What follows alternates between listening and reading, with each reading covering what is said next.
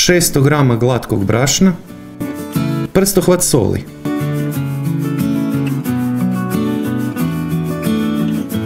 jedno jaje, 3 decilitra vode,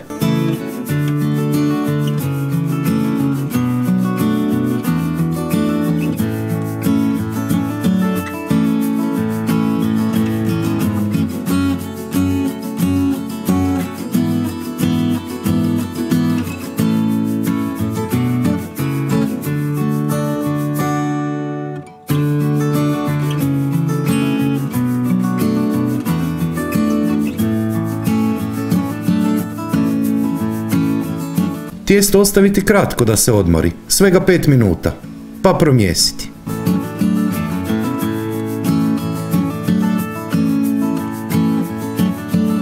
Podijeliti na 12 loptica, svaka ima oko 80 grama, možda 1 do 2 grama manje od 80.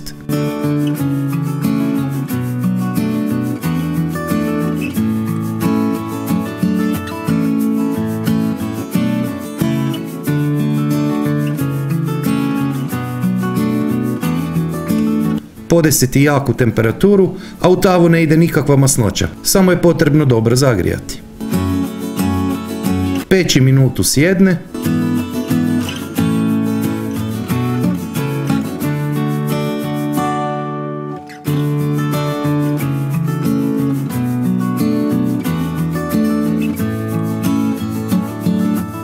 i pola minute s druge strane.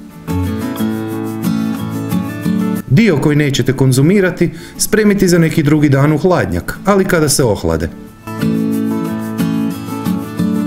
50 g majoneze, 200 g kiselog vrhnja, češanj češnjaka, pola male žličice kopra, neki kažu mirođije, opcija ako imate. Samo 10 g senfa, papar, spremiti u hladnjak do upotrebe. Preporučujem poriluk, ali može i obični luk u nedostatku poriluka. Slatka rok paprika, mrkva, sve narezati na kockice.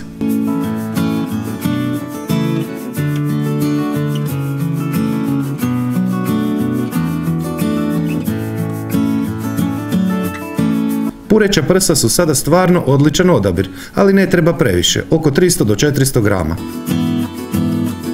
Narezati, posoliti, oko 5 grama soli. U zagrijanu tavu dodati ekstra djevičansko maslinovo ulje. Zatvoriti mesu pore na naglo oko 5-6 minuta.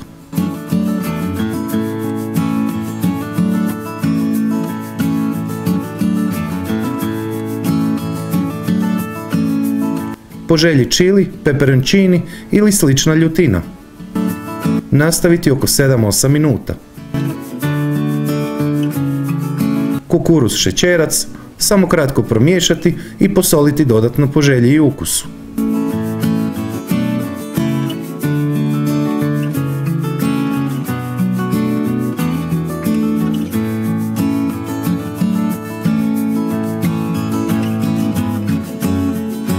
Dovoljno ih je kratko zagrijati s obje strane.